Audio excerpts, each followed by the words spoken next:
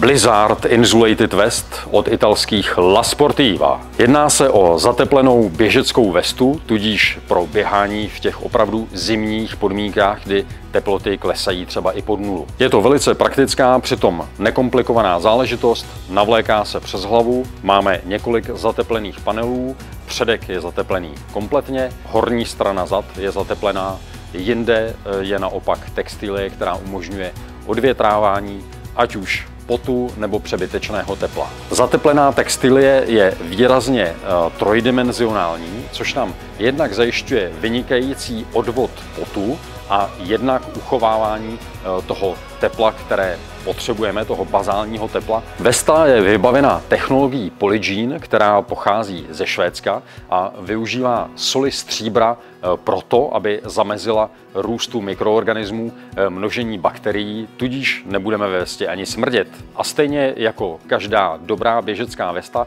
má i tahleta Blizzardka reflexní prvky. Jeden z nich najdeme tady na ramenu, ostatní z boků takhle po stranách. Takže si počkejte, až nastanou ty opravdu zimní podmínky a vzhůru do běhu.